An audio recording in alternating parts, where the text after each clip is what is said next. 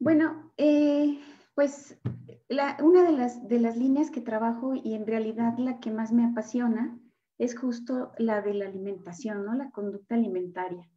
Y el día de hoy pues les voy a hablar sobre una aproximación molar, que es la que he estado trabajando ya un buen tiempo. Les decía al inicio que agradecía pues sobre todo la invitación, pero digo de paso también que usaron una fotografía mía donde soy muy joven aún. Y cuando la vi, dije, bueno, creo que justamente coincide en la época en que concluí mi doctorado y bueno, estamos hablando ya de prácticamente 10 años, o quizá ya más bien 11. Y bueno, el recorrido que les voy a hacer es pues un poquito ágil, ¿verdad? Pero con la intención de mostrarles cómo es que he ido construyendo mi trabajo y esta aproximación molar al estudio de la regulación social de la alimentación.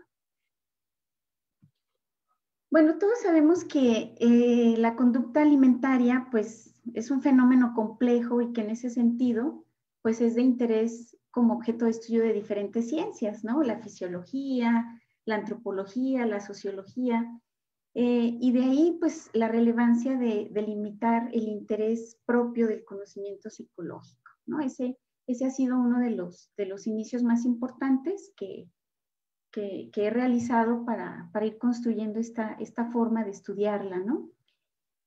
Y bueno, pues conocemos todos que dentro de las ciencias del comportamiento, bueno, la conducta de comer había sido estudiada más bien como una herramienta de análisis para estudiar otros mecanismos, ¿no? Lo vimos con Pavlov, lo vimos con Skinner, ¿no?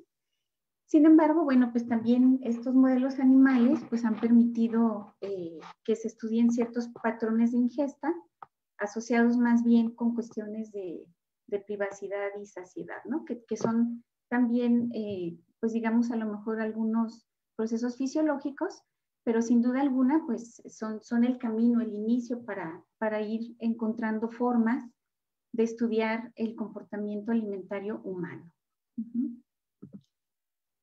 Entonces, bueno, la delimitación del objeto de estudio psicológico en este ámbito de la alimentación, pues tendríamos que iniciar con definir lo psicológico, ¿no? Mi postura respecto a esto, pues es entender lo psicológico como estas relaciones individuales con los objetos, con los eventos y con otros individuos del mundo.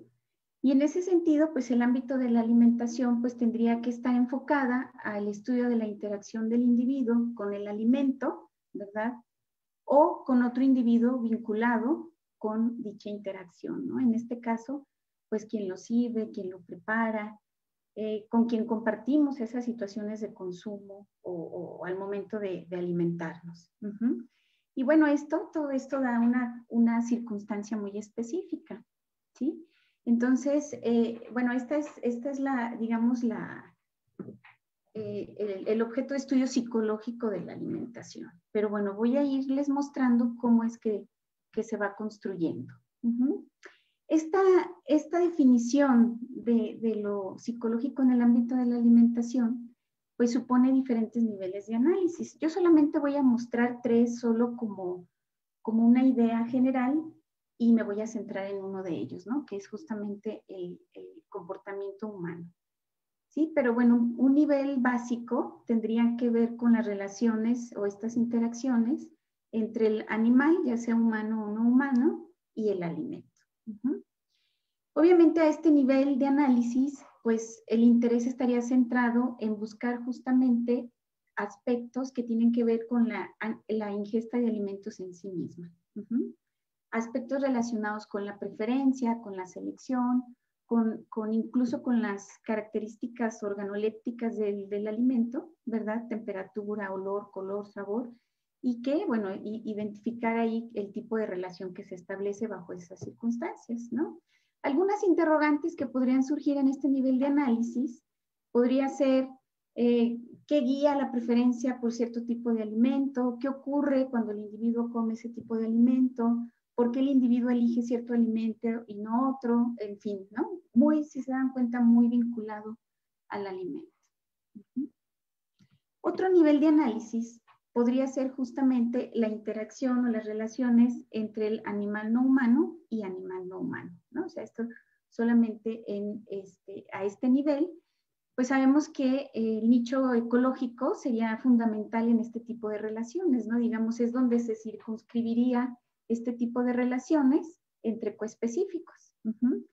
Y bueno, dado que se comparte en esta especie la conducta de comer, pues está sin duda alguna vinculada con otro individuo de este nicho ecológico.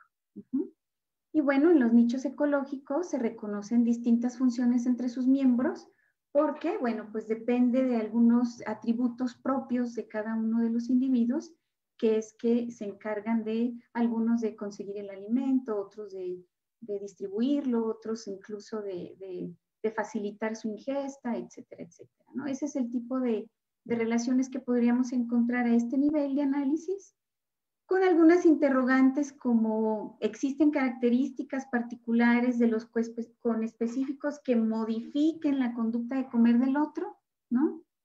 O cómo se modifica a partir de la presencia de un coespecífico. En este nivel, si se dan cuenta, pues está circunscrito en este nicho ecológico.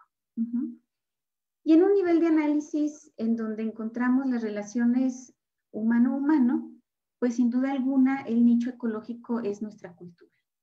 Es ahí donde el comportamiento tiene sentido, ¿no? Sabemos que pues bajo esta lógica de comprender lo psicológico, pues asumimos que lo psicológico no ocurre en el vacío, ¿verdad? Entonces la conducta de comer, digamos, su nicho ecológico es la cultura, y es aquí donde pueden mediarse las relaciones lingüísticamente, ¿sí? Y cualificar las interacciones entre el humano y el alimento. Entonces, lo que se dice respecto al alimento mientras se consume el alimento tiene mucho sentido y le da sentido a este tipo de comportamiento. Algunas interrogantes, pues justo tendrían relación con esto, ¿no? Hablar respecto a lo mejor las propiedades aparentes de los alimentos modifican la forma de alimentarse, o bien la mediación lingüística entre padres e hijos es efectiva para modificar los patrones alimentarios. ¿Qué características tendría que tener esta mediación lingüística, ¿no? ¿Qué tipo de interacciones tendrían que establecerse? Entonces, si se dan cuenta, estos tres niveles de análisis, pues de alguna manera permiten pues aseverar que esta definición de lo psicológico en el ámbito alimentario va tomando sentido. Pero bueno, es justamente en este nivel de análisis en el que yo he desarrollado algunos trabajos de investigaciones donde me voy a centrar. En esta cuestión de las relaciones entre seres humanos en cuestión de la alimentación, hay una aproximación tradicional conocida o nombrada como modelo social normativo.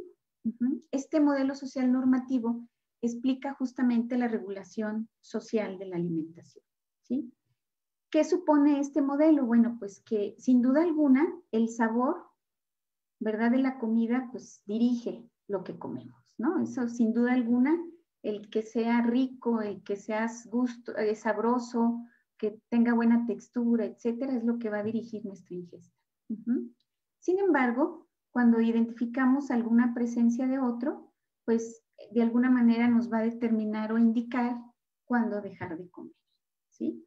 Pero ¿qué pasa, verdad? Este mecanismo es distinto cuando encontramos una comida que es muy sabrosa, que disfrutamos mucho, le llaman palatable, este término es palatable, pero no se refiere a más que sea gustoso, sabroso para nuestro paladar, ¿sí? Sumado a que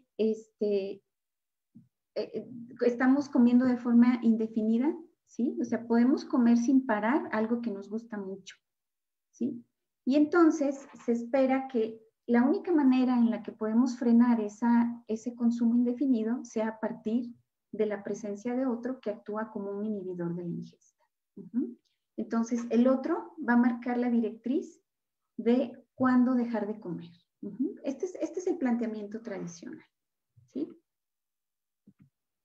Esta influencia inhibitoria, ¿verdad? Por la presencia de otro, ha sido tipificada de acuerdo a las normas, ¿no? Dicen, esta forma de inhibir o esta influencia inhibitoria del otro es un tipo de regulación normativa. Y entonces ellos identificaron 3 tipos de norma. La norma del modelado, que tiene que ver con la igualación de la ingesta, es decir, en la medida en que el modelo o con quien como incrementa su ingesta, yo la voy a incrementar, y si la disminuye, yo la voy a disminuir. Otra tiene que ver con el manejo de impresiones. Es decir, aquí sí, las personas disminuyen su consumo, aun cuando el alimento sea muy sabroso, muy rico, con toda la finalidad de causar una buena impresión en el otro. Porque el otro se percibe como un evaluador. Sí, esto es muy común, por ejemplo, en las relaciones de pareja, cuando salimos a una cita por primera vez, ¿verdad? Las mujeres en ocasiones tendemos a comernos nada más 3 taquitos, ¿verdad? Para generar una buena impresión en nuestro nuevo galán, y a lo mejor en una cuarta, séptima cita, pues ya nos comemos 5 o 7, ¿no? Probablemente porque ya ese rol de evaluador quedó atrás. Es uno de los principales ejemplos, y creo que puede hacernos más sentido. Otro tipo de norma tiene que ver con la facilitación social. Y esto tiene que ver con la sobremesa, ¿no? Entre más extenso sea la duración del consumo y mayor familiaridad tengamos con quien estamos comiendo, bueno, pues la cantidad de alimento que ingiramos será también mayor.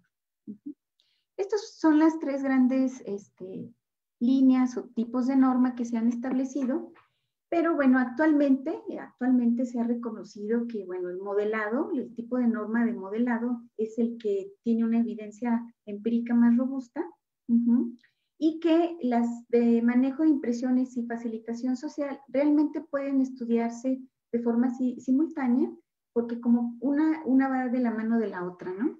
Incluso se le ha nombrado como congraciarse, ¿no? Un tipo de norma de congraciarse. Pero digamos que, bueno, se ha centrado más sobre esta norma de modelado, y bueno, también por ahí ha sido nuestro interés, ¿sí? ¿Qué observaciones podemos hacer desde nuestra definición de lo psicológico a este abordaje tradicional? Bueno, por un lado, pues son estas cuestiones explicativas, ¿no? En esta actividad tradicional, pues se deja obviamente de fuera muchas circunstancias normativas o muchas circunstancias de alimentación que de alguna manera, pues no completan, ¿verdad? Toda la posible variedad que podemos encontrar. Por otro lado, estos abordajes tradicionales suelen realizar estudios en grupo, digamos, siguiendo una tradición más fischeriana, ¿verdad? En donde lo que importa es tener un grupo representativo y poder hacer generalización de los datos. Y por lo general, pues estudian un grupo en una sola condición experimental, una sola sesión. Por lo general observan una sola sesión.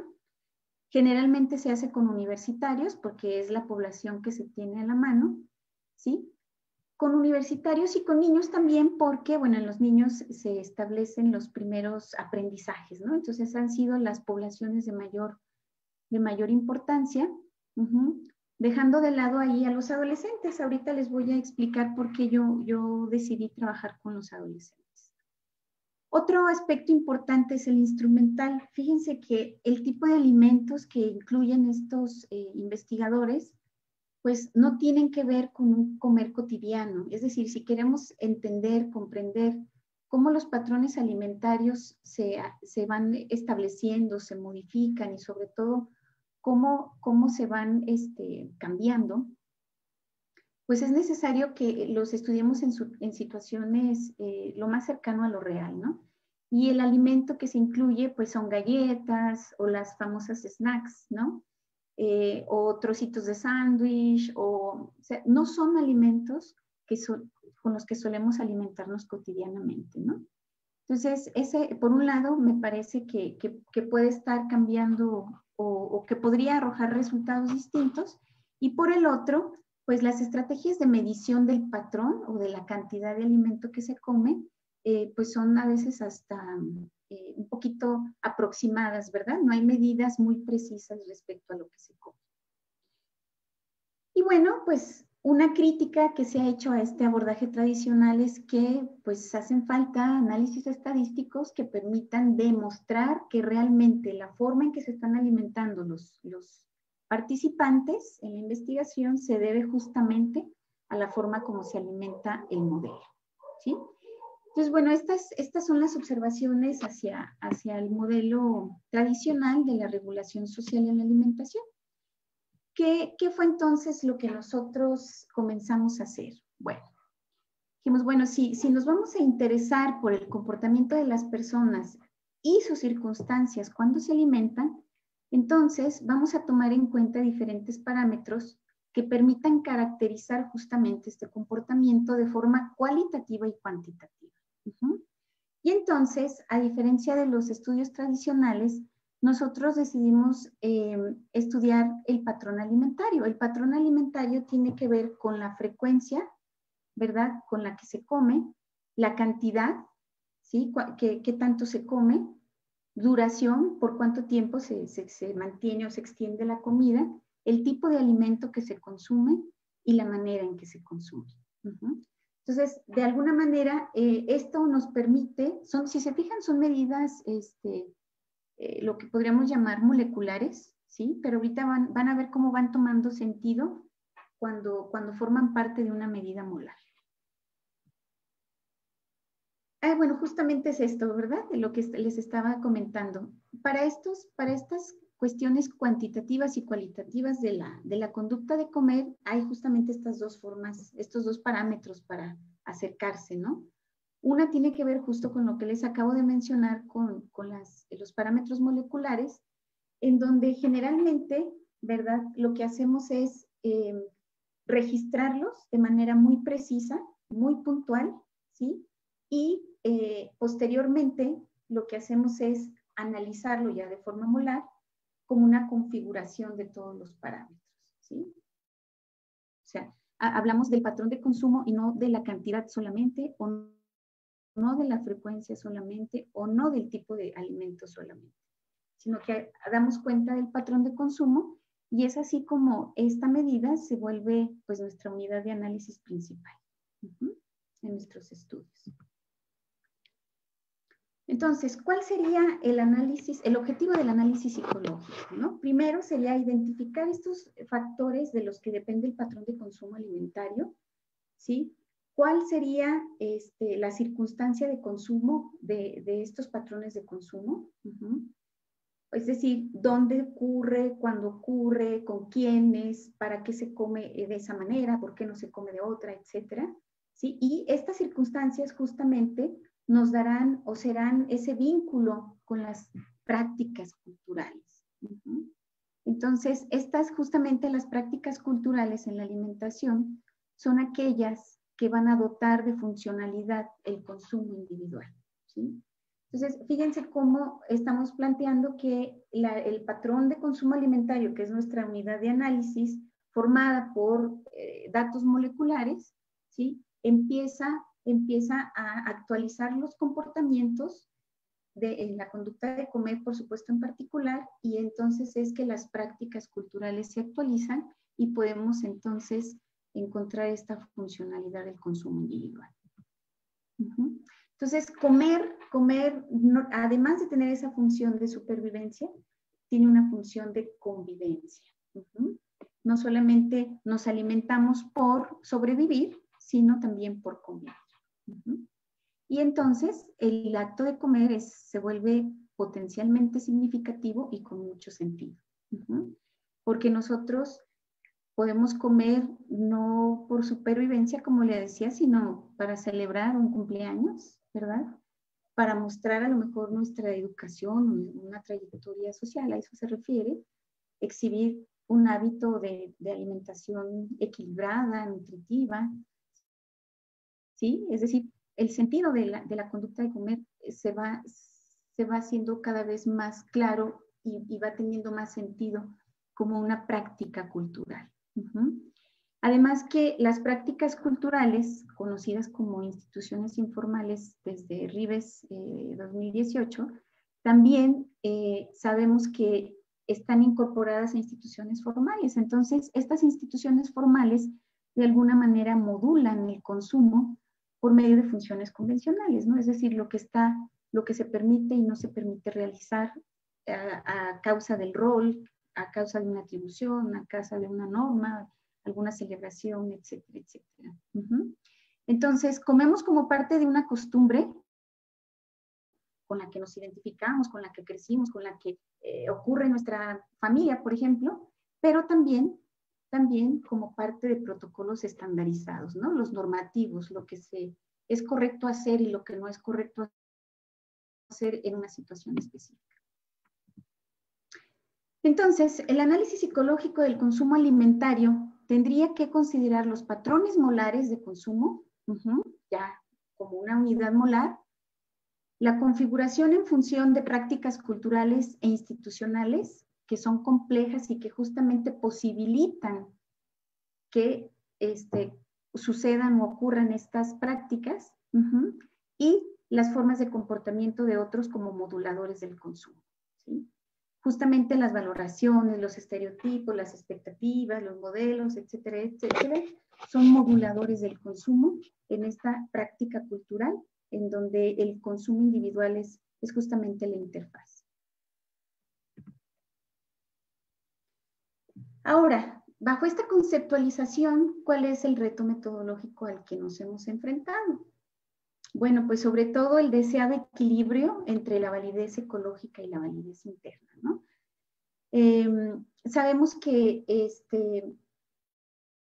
pues documentar estas relaciones funcionales de forma confiable, podemos hacerla con los diseños experimentales, pero también necesitamos pues cuidar esta validez ecológica de la que hablo, ¿no? Lo que nosotros hacemos es privilegiar el análisis molar, ¿verdad? Que contextualice el molecular que les mostré en un inicio y tratar de, como les decía, concebir la situación de consumo como una interfaz, el consumo individual como una interfaz con las prácticas culturales y los patrones alimentarios. Y bueno, pues este análisis molecular sin duda alguna es legítimo en sí mismo, ¿verdad? Porque su riqueza interpretativa se gana cuando lo reconocemos como, es como un nivel subordinado al análisis molar, ¿sí?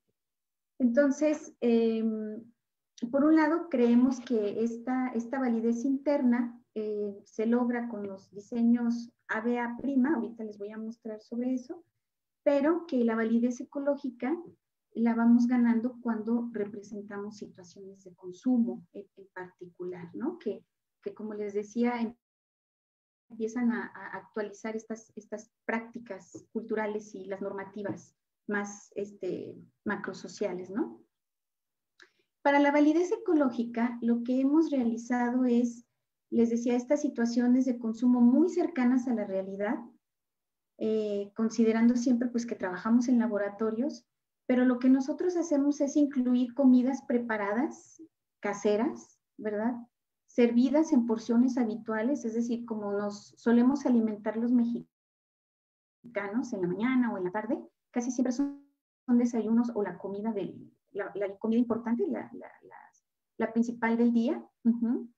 Y lo que hacemos también es plantear un menú de diferentes platillos. Buscamos que todos los días o cada día de experimento o de exposición, los alimentos sean distintos para evitar una saturación del alimento, por el alimento. Y buscamos siempre un apoyo de nutriólogas para que nos diseñen el menú con la carga calórica necesaria y esperada para la edad de nuestros participantes, ¿no? Entonces, ya nuestras comidas, nuestros menús o el alimento que utilizamos para dar cuenta de estos patrones de consumo, pues son muy cercanos a lo que consumimos diariamente, pero también a un consumo esperado, o lo que llamamos tradicionalmente como un consumo saludable, ¿sí? Entonces, estos alimentos, o sea, de acuerdo a las porciones que nos indican, nosotros los pesamos, los preparamos, todos los platillos se ven exactamente igual, todos pesan lo mismo, todos tienen el mismo ingrediente y todos son preparados por las mismas manos. Entonces, eso también pues nos permite tener medidas del patrón de consumo más precisas. Y bueno, solemos videograbar nuestras sesiones para poder registrar el tiempo de consumo. ¿Sí? Nosotros les pedimos que ingresen a comer, a desayunar y que cuando terminen salgan. Esa es la instrucción que se les da a los participantes. Entonces ya una vez que salen, nosotros retomamos los videos y vemos cuándo es la primera bocado que da y cuál es el último. Y ese es el tiempo que consideramos como la duración del consumo. Entonces, pues les voy a mostrar algunos experimentos que hemos realizado. No todos han sido exitosos. Sin embargo, quise mostrárselos porque son justamente los que nos han llevado a ir mejorando nuestros experimentos.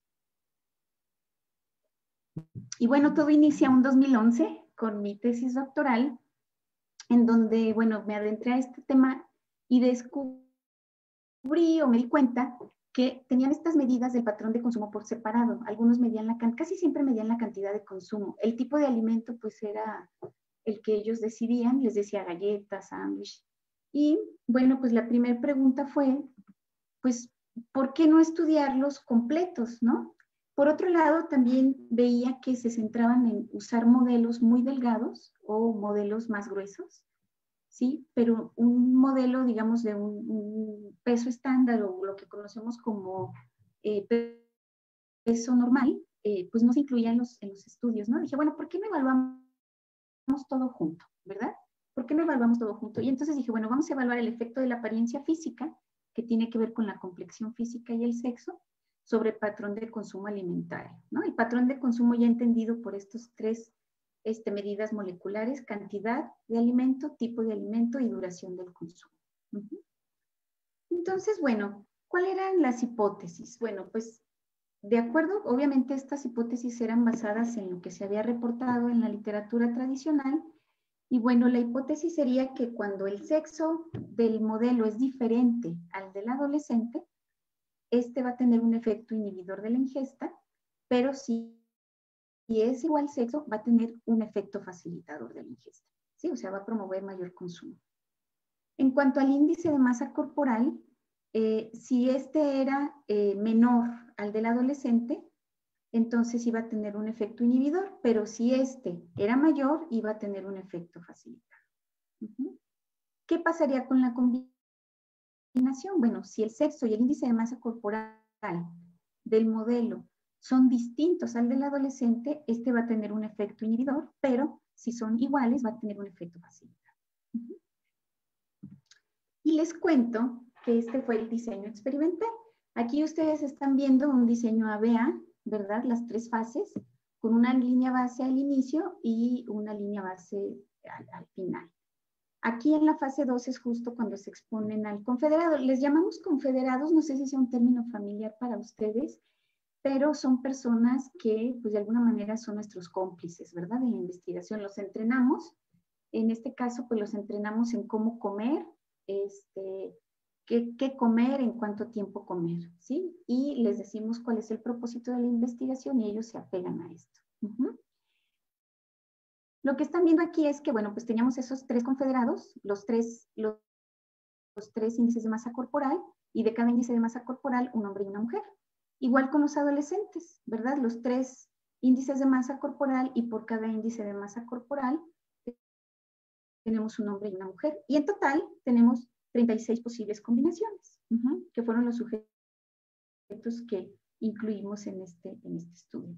Todos nuestros estudios llevan 3 días por fase. Sabemos que a lo mejor sería ideal mantener una observación permanente o por muchos días más. Es difícil, van a ir viendo que no es tan sencillo hacer estos experimentos, pero bueno, se los voy platicando conforme voy avanzando. Entonces, bueno, tenemos aquí 36 combinaciones posibles. Y bueno, tuvimos un sujeto solamente en cada una de las condiciones, ¿sí? Como un primer estudio. Y fíjense que se me ocurrió que, bueno, voy a irme acá porque esto es lo que se me ocurrió, incluir platillos típicos. Esto lo hice en una ciudad de Guadalajara, cuando estaba estudiando el doctorado, y se me ocurrió tomar platillos típicos de la región que solamente se consumían en tiempos festivos, ¿sí? Y fíjense que ahí nos dimos cuenta de algo muy importante, porque van a ver ahorita que no replicamos muchos de los hallazgos. Ahorita se los voy a explicar, ¿sí? Ya les comenté que la apariencia física, pues eran estos tres, pues por índice de masa corporal, ¿verdad? El patrón de consumo alimentario, ya se los comenté, está conformado por estos tres indicadores. Y nuestros confederados fueron jóvenes universitarios de entre 21 y 24 años de edad, 3 hombres, 3 mujeres, ya vieron con las diferentes características en sexo y en índice de masa corporal. Y los niños, los adolescentes, fueron 36 estudiantes de secundaria, y bueno, pues con la diversidad de índice de masa corporal y sexo, como se los comenté. Obviamente cuidamos mucho aquí las consideraciones éticas. Acostumbro solicitar acceso a las escuelas, pero hablo con el director y también hago una reunión con padres de familia. Acá suele permitirse que cuando trabajamos con muestras que están escolarizadas, en la medida en que el director te da autorización para trabajar, entonces ya se asume que como están bajo su resguardo en ese momento, digamos resguardo legal, por decirlo de alguna manera, pues ya no hay problema ético en esa situación, ¿no? La verdad es que a mí me gusta mucho hablar con los padres, pedirles su autorización, decirles en qué consiste el estudio, porque a veces incluso los padres los llevan a los laboratorios, o yo voy por los chicos a la escuela o a veces hasta sus hogares para que puedan ir asistir a las sesiones, ¿no? Entonces, aquí sí somos muy cuidadosos con las consideraciones éticas. Otra cosa importante es que los laboratorios siempre los acondicionamos lo más cercano a una mesa mexicana, ¿verdad? Usamos mantel, usamos portaservilleteros, usamos los cubiertos. Siempre tratamos como de acondicionar, ¿verdad? Crear una circunstancia, al menos ahí ambiental, ¿verdad? Para propiciar esa interacción más cercana y tener esta validez ecológica, ¿no? En los laboratorios. Diseñamos formatos de registro para tiempo, cantidad y tipo, que eso también nos ha ayudado mucho y nos da, por supuesto, mayor precisión, ¿no? Todos los alimentos se pesan antes de servirse y cuando sale el joven de comer, los volvemos a pesar e identificamos qué tipo de alimento fue el que consumió. Como les comenté, pues el tipo de alimento lo definimos nosotros de forma previa, pero siempre se les presentan 2 porciones para no limitar la ingesta. Entonces nosotros solamente decimos come lo que apetece y cuando termine sales. A veces se comen las 2 porciones o a veces solamente se comen una o la mitad, y eso es justamente lo que nosotros vamos registrando. Les comentaba que en esta ocasión utilicé los alimentos típicos de esa región de Guadalajara. En aquella ocasión, como vimos que estaba más bien contrapuesto a lo esperado, no hicimos un análisis más detallado de los hallazgos, sino hasta el 2020, que hice una especialidad en métodos estadísticos en el Centro de Investigación de Matemáticas del CONACYT. Es que dije, voy a usar los análisis voy a rescatar esos datos que tengo ahí que no nos gustaron porque nos salieron muy raros. Y fíjense que encontré que con estos alimentos pues, festivos, ¿verdad? Pues definitivamente hay un efecto de interacción, ¿verdad? Entre las fases del estudio y las características físicas de los modelos. Estos modelos no hablan, no hubo interacción lingüística, solamente queríamos ver la apariencia física, ¿verdad? El efecto de la apariencia física. Y pues encontramos cosas como las que están aquí, ¿no? Cuando el sexo del adolescente y el sexo del modelo respecto a esa combinación, pues vimos que cuando las adolescentes son mujeres, comen menos y más despacio. con modelos mujeres que con modelos hombres.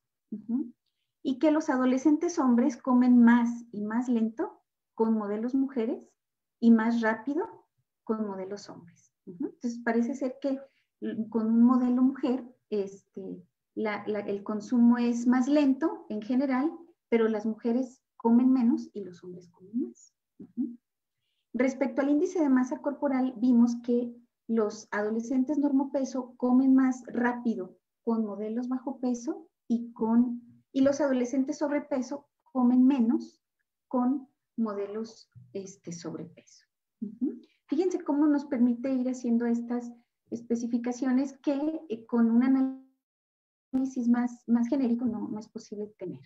Y bueno, respecto a la combinación de todas las variables, pues encontramos que los adolescentes comen más y más lento con modelos mujeres con sobrepeso, ¿sí? Y que los adolescentes con sobrepeso comen más rápido con modelos mujeres normopeso y comen menos cantidad con mujeres bajo peso. Fíjense, este tipo de combinaciones es lo que nos arrojó, pero por supuesto que encontramos similitudes con la literatura tradicional. Obviamente hay un efecto en el patrón de consumo por presencia del otro, ¿sí? Y estas cuestiones de sexo e índice de masa corporal sí fueron aspectos que modularon el consumo. Pero fíjense que nosotros encontramos que no necesariamente, ¿verdad? Todos los adolescentes modificaron la ingesta en presencia del otro, ¿sí? No siempre la tasa de ingesta se incrementó por encima, perdón, en otros la tasa de ingesta se incrementó por encima del modelo. Y si recuerdan, pues la norma indica que se iguala la ingesta, pero nunca se supera, porque entonces estarías ignorando la directriz, ¿verdad? De que ya es necesario parar. Entonces nosotros sí encontramos adolescentes que sobrepasaron la ingesta del modelo. Y cómo utilizamos alimentos festivos que bueno, analizando, pues propician o actualizan otro tipo de prácticas. Pues bajo esas circunstancias, fíjense que los adolescentes con sobrepeso no fueron los que comieron más, ni los adolescentes bajo peso fueron los que comieron menos, como tradicionalmente se ha reportado. Entonces, fíjense cómo el tipo de alimento que se incluyó, la connotación cultural, los significados, etcétera, etcétera, empezaron a actualizar las normas de alimentación y los patrones distintos. Entonces, esto fue muy interesante. Posteriormente dijimos, bueno, ok, ya identificamos que estas características sí tienen algo que ver, ¿verdad? Pero vamos a estudiar la naturaleza de la interacción, ¿sí? Y el grado de familiaridad. Vamos a ver que si la interacción o la naturaleza es distinta y la familiaridad con el otro es de distinto nivel, a ver si el patrón de consumo se modifica. Entonces, bueno, lo que hicimos fue evaluar el efecto de la interacción verbal, básicamente fue la que nos interesaba. Y bueno, ahorita les voy a mostrar los niveles de esta variable y decidimos operacionalizar la familiaridad con días de convivencia con el modelo previo a la exposición del alimento.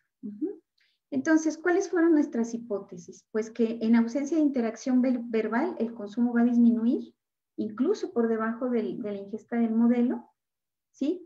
Cuando se come solo, ¿verdad? Pero se le avisa que está siendo observado, también el patrón de consumo disminuirá, que ha sido uno de los diseños más probados ahí en la tradición. Y que en presencia de interacción verbal, el consumo incrementará incluso por encima de la ingesta del modelo. Y en cuanto a familiaridad, pues nosotros esperaríamos o esperábamos encontrar que en la medida en que el grado de familiaridad se va aumentando, pues la ingesta se va igualando. Entonces hicimos dos experimentos, uno para la interacción, la naturaleza de la interacción. Aquí lo ven otra vez un diseño ABA. Tuvimos 4 grupos, aquí ya manejamos grupos, cada grupo con 3 integrantes. Les recuerdo, las fases duraron 3 días cada una, entonces estamos hablando de 9 días continuos de exposición. Y bueno, los niveles fueron estos, ¿no? Comer solo, pero se le indica que está siendo observado. come con otro sin interacción verbal y come con otro con interacción verbal. Estas fueron los niveles para los niveles de manipulación. Y para familiaridad, pues lo que hicimos fue los días de convivencia, ¿no? De 0 a 6 días, ¿verdad? Igual, 3 sujetos por cada grupo. Fueron distintos sujetos para cada experimento. ¿Sí? Aquí empezamos a implementar un índice. Aquí lo llamamos IPCA, un índice de porción de consumo alimentario. Lo que hacemos aquí es comparar el consumo observado con el consumo esperado. Es decir, si esperábamos que se comiera una porción porque está equilibrado y tiene todos los alimentos necesarios para ese momento del día, si comían de menos o si comían de más, entonces el índice se iba alejando del 1. Aquel índice que fuera igual a 1 es que había consumido lo esperado. ¿Sí? Este nos ha ayudado mucho porque nos ha permitido incluso hasta pensar en perfiles de alimentación, ¿no? El que come muy rápido pero come poquito de todo, o el que come muy despacito y solamente un alimento, ¿verdad? Es decir, ¿no? Incluso hasta jugábamos con decir que come como pajarito, ¿no? Un poquito con esos perfiles, de eso todavía no lo tenemos muy madura ese trabajo, pero lo tenemos ahí en el tintero, como para sacar estos perfiles o formas de alimentación. ¿Sí? Entonces, bueno, ya los niveles de la variable ya se los expliqué en los diseños. Aquí fíjense que en los estudios que continué en la tesis doctoral, que ya no utilizamos los alimentos festivos, por decirlos de alguna manera, o tradicionales, sino los cotidianos, pues encontramos que un efecto más significativo era con las mujeres con sobrepeso y los adolescentes con peso normal. Entonces decidimos nada más incluir este tipo de diadas en este análisis para probarlas, digamos, para ya no centrarnos en esas variables de sexo e índice de masa corporal y centrarnos en las dos que nos interesaban, que era la naturaleza de la interacción y la familiaridad con el modelo. Entonces aquí fueron 2 mujeres con sobrepeso, voluntarias también, confederados, y bueno, 24 adolescentes entre 12 y 15 años, estudiantes de secundaria, ¿no? Igual las consideraciones éticas bien cuidaditas y también el entrenamiento a los confederados sobre qué comer, cuánto comer y en qué tiempo.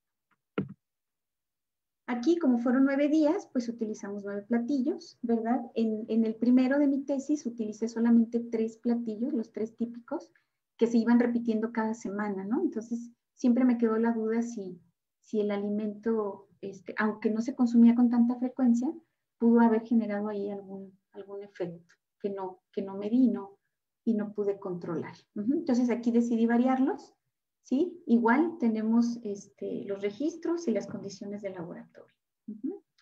Aquí les muestro las gráficas, algunos resultados, ¿verdad? Del experimento 1 y el experimento 2. Les recuerdo que esta es la naturaleza de la interacción y esta es la familiaridad. Como ustedes podrán ver, las que nos interesan pues son lo que llamamos como la fase durante, ¿verdad? Durante el consumo con el modelo.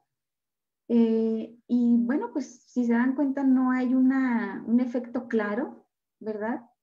Con el índice de porciones de consumo alimentario. No hay un efecto claro en ninguno ni otro de los estudios. No son significativos estos pequeños piquitos que vemos. Este pequeño pues no es representativo. Y luego dijimos, bueno, pues vamos haciendo una razón de medias a ver si podemos identificar el efecto de B, ¿no? A ver si hay un efecto de B. Pues sí lo vemos, pero no es significativo. Ni en la naturaleza de la interacción, ni con los días de familiaridad, ¿sí? Los días de familiaridad es que convivían haciendo actividades lúdicas, ¿verdad? Con los confederados, bueno, con las confederadas, que eran mujeres, 2 días antes y luego ya empezaban a comer. 4 días antes y luego ya empezaban a comer. Y esto no marcó diferencias. Entonces dijimos, ¿qué pasó? Vamos a ver estas medias acumuladas, también las quisimos hacer como para ver si había alguna tendencia que nos diera, pues, alguna motivación, ¿verdad? Pero, pues, si se dan cuenta en los diferentes grupos, pues no hay una tendencia entre los 3 participantes. calculamos un coeficiente de determinación que ninguno resultó significativo. Entonces, para el experimento 1, ¿verdad? Del tipo de interacción. Y para el experimento 2 fue lo mismo. Miren, no hay tendencias entre los 3 participantes por grupo. Entonces dijimos, ¿qué está pasando aquí? Y llegamos a la siguiente conclusión. Dijimos, es que el otro, la familiaridad no es tan relevante, sino la significancia del otro, pero en la situación de alimentación. O sea, no basta con que hable con él, con que charle, con que conviva, sino que tiene que ser significativo en la práctica alimentaria. Porque este otro significativo tiene la función de acotar lo que se puede o no hacer en la situación de alimentación, ¿sí? Y entonces, en 2016, Rives había propuesto ya algunos tipos de otro en los que se tienen diferentes estilos de convivencia, ¿no? Los nombró como otros propios, otros semejantes y otros diferentes. Los propios son con quienes se conviven, los otros semejantes son con quienes, los propios es con quien se vive, los semejantes es con quien se convive y los diferentes son, así los llama él, los no otros, ¿verdad? Con los que no se comparte. Entonces, pues, esa fue justo la siguiente idea para un estudio de investigación, ¿no? Vamos a evaluar la significatividad del otro en la práctica como modulador del patrón de consumo alimentario. Y entonces, pues aquí nuestros objetivos, pues era justamente probar los diferentes tipos de otro, ¿sí? Y ver su efecto en el patrón de consumo. ¿Qué hipótesis teníamos? Pues que a mayor significatividad en la práctica o en la situación alimentaria, pues menor iba a ser la diferencia en el patrón de consumo entre el adolescente y el modelo. Y a menor significatividad, pues mayor diferencia en el patrón de consumo entre ambos participantes. Y bueno, aquí nos animamos a hacer un diseño más extenso. ¿Se dan cuenta? Nuestra fase de manipulación o nuestra fase de tratamiento, pues tiene 3 subfases, ¿no? Entonces aquí hicimos un diseño ABCDA'.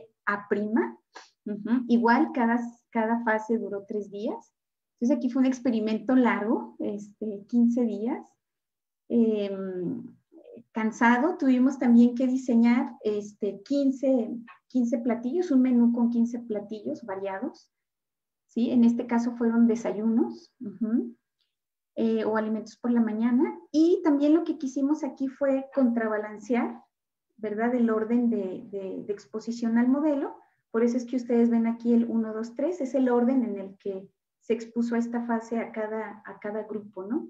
Igual, cada grupo tenía 3 integrantes. Aquí estamos hablando de 18 participantes. Entonces, bueno, volvemos a tener aquí nuestro índice de porciones de consumo alimentario. Tenemos los tipos de otro que ya les mencioné. Y bueno, aquí, fíjense que esto también fue muy, muy padre porque decíamos, ¿cómo vamos a garantizar que el otro es significativo en la práctica alimentaria? Dijimos, bueno, pues que los jóvenes lo decidan, ¿sí? Los 18 adolescentes que participaron, les pedimos que cada uno de ellos eligiera a 3, les llamamos invitados en esta ocasión, a 3 modelos que tuvieran esos diferentes grados de cercanía en la práctica alimentaria. Y aquí nos llevamos sorpresas muy interesantes, ¿verdad? Cómo van cambiando y cómo estas situaciones de laboratorio permitieron actualizar estas prácticas alimentarias, ¿no? Por ejemplo, pues yo esperaba, la verdad, que los modelos de mayor cercanía en la práctica pues fueran los padres o los hermanos, pero dadas nuestro ritmo de vida, el cambio que ha vivido pues nuestro mundo, ¿verdad? Con que los padres necesitan salir a trabajar, pues resultaba que el modelo de mayor cercanía era la vecina, porque la vecina pues lo acogía mientras mamá trabajaba y ella le daba de comer y con ella convivía. Y digamos, los menos cercanos, el conocido, ¿verdad? Eran los padres o los hermanos. Eso fue muy interesante. Entonces, bueno, nuestros invitados fueron pues los que consideró cada participante, entonces tuvimos un total de 54 invitados. Aquí tomamos parámetros tanto de los alimentos, de tiempo, cantidad y tipo, para, tanto para los invitados como para los participantes, ¿no? Igual cuidamos nuestras laboratorios que estuvieran amplios y que cupieran los dos modelos, ¿no? Y bueno, pues aquí les muestro los resultados, ¿no? Así de forma muy general. Obviamente, bueno, pues hace uno muchos análisis, pero les muestro como los más representativos. Aquí manejamos macronutrientes, ¿no? Proteínas, carbohidratos, que pensamos que podría ser también una forma más sencilla de evaluar el patrón. No por el tipo en sí como tortillas o cereales o carnes, sino más bien hablar del grupo de macronutrientes, ¿no? Fíjense, esta línea roja, aquí les estoy presentando el porcentaje de consumo de los macronutrientes. La línea roja era el esperado. El 100% equivale a una porción, el 100% de macronutrientes distribuido en porcentajes de acuerdo a la importancia o la relevancia nutricional para el cuerpo de los carbohidratos, grasas y proteínas. Pero fíjense, todos, estos son nuestros adolescentes, tanto adolescentes como los modelos, todos estuvieron por encima del consumo esperado, ¿sí? Es decir, casi todos se comían, estuvieron cerca de comerse las 2 porciones. Pero, pues, las diferencias entre las medias de consumo no fueron relevantes. Aquí solamente entre la fase A y la A' sí vemos que hay una diferencia significativa, pero pues lo que nos interesa es justamente la fase del modelo, ¿no? Y bueno, pues no encontramos. Ahora, en tiempo. El tiempo ideal, bueno, establecido como ideal para consumir los alimentos es de 30 minutos, entre 25 y 30 minutos, que lo marca la línea roja. Y aquí vemos, pues, que la mayoría estuvo por, pues, casi por la mitad, ¿no? Un poquito más de la mitad del tiempo, en 15 minutos, 10 minutos, que duraban en su alimentación, ¿no? En consumir los alimentos. Pero miren, tampoco tenemos diferencias importantes, no fueron diferencias significativas. Sí tenemos una amplitud en cuanto a la varianza, pero pues no tenemos ninguna representatividad aquí. Entonces dijimos, ¿qué pasó? ¿Qué pasó? ¿No?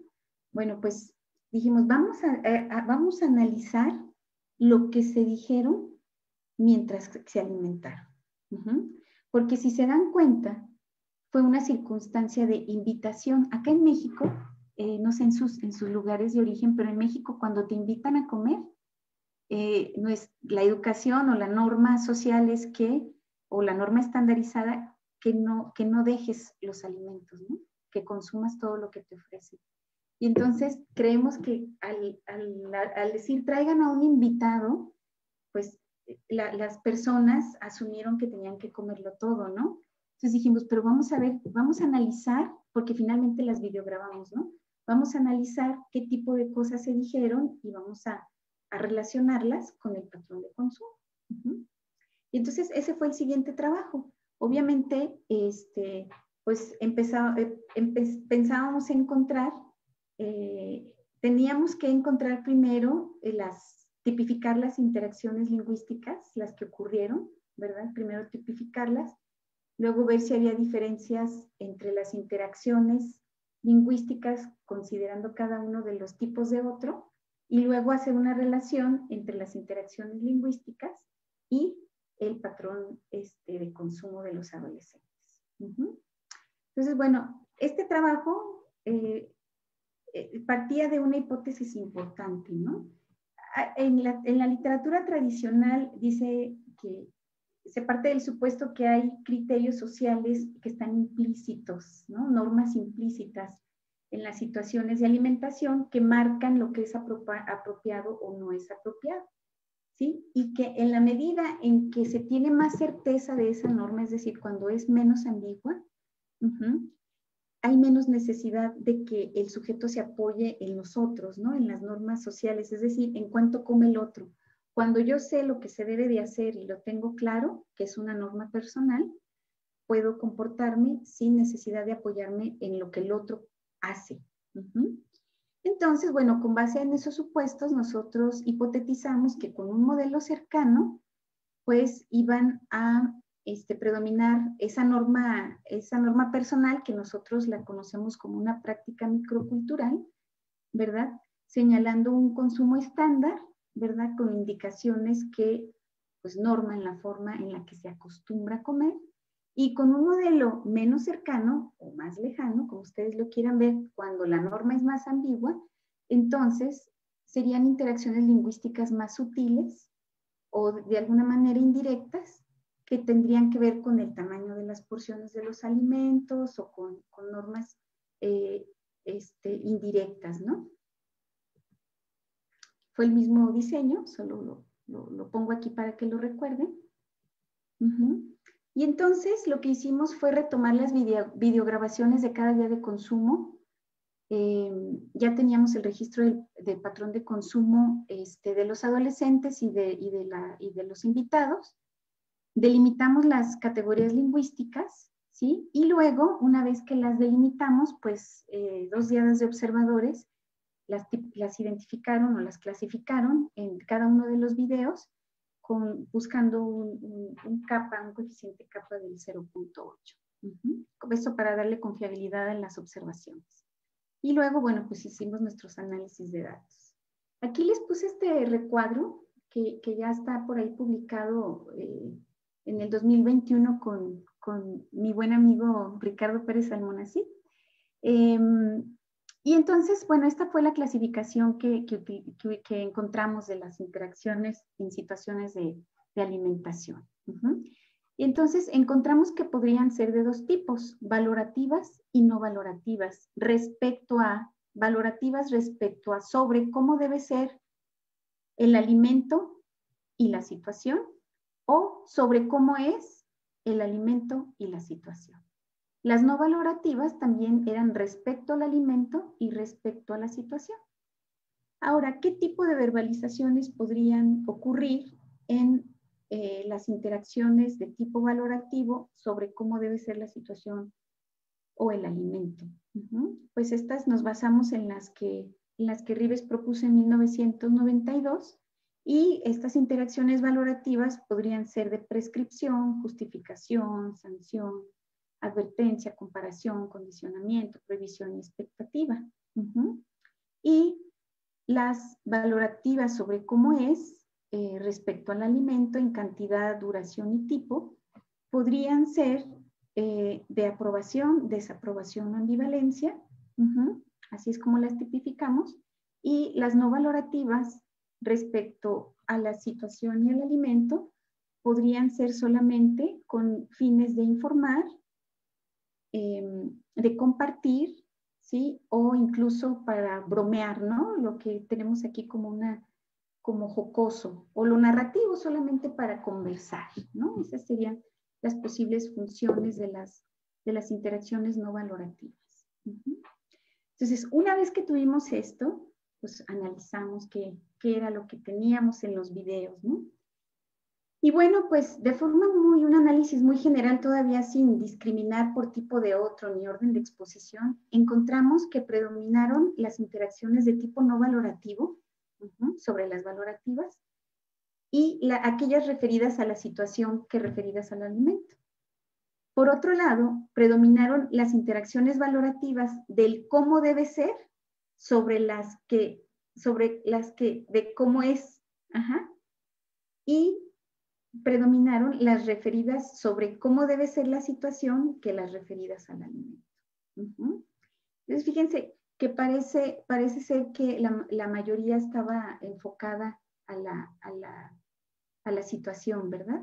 Y predominaron interacciones valorativas sobre cómo es el tipo de alimento, sobre las que indicaban sobre cómo es la situación y la cantidad y el tiempo de consumo. Esto de forma muy general, ¿sí? Entonces, aquí pues coincide con lo anterior, fueron más las no valorativas que las valorativas. Bueno, aquí también tengo de qué tipo, ¿no? Las no valorativas de petición, informativas, el compartir jocoso fue algo muy constante, o sea, para bromear, no olvidemos que son jóvenes entre 12 y 15 años, entonces, bueno, ahí jugaban, ¿verdad? O decimos nosotros cotorreaban, ¿verdad? Mientras comían. Y las valorativas, que fueron las menos, pues se presentaron más de aprobación o reprobación, de cómo era el alimento, cómo debería ser la situación y en términos de expectativas, indicaciones, justificaciones y facilitaciones.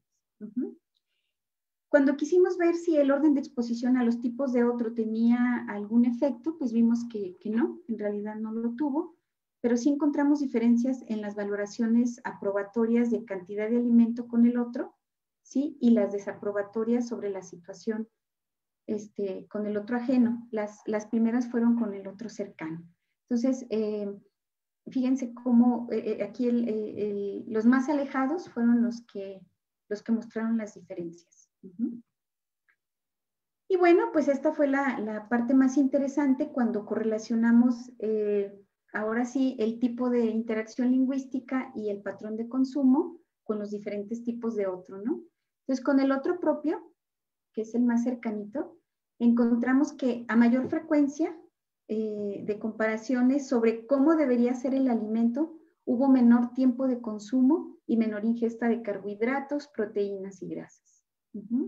Con el otro cercano, a mayor prohibición sobre cómo debería ser la situación, también hubo menor consumo de los 3 tipos de macronutrientes. Y con el otro diferente, encontramos que a mayor frecuencia de advertencias sobre cómo debería ser la situación, fue mayor el consumo de carbohidratos y grasas. Entonces, fíjense cómo sí hubo diferencialidad, ¿verdad? Lingüística, dependiendo del tipo de otro.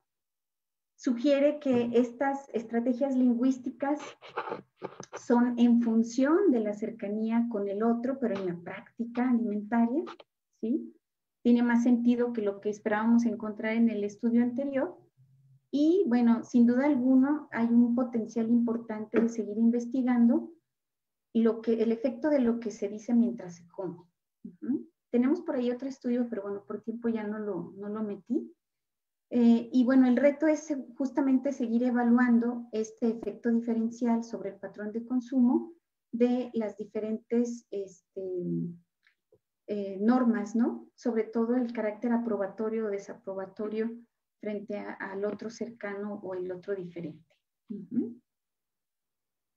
Y bueno, paso a las conclusiones generales. Espero me hayan seguido y no los haya cansado mucho, pero bueno, puse entre comillas al día de hoy porque, bueno, es lo que hasta ahora podemos ir concluyendo con el trabajo que hemos ido desarrollando, es que sin duda alguna, pues hay una influencia social diferencial a los parámetros de consumo.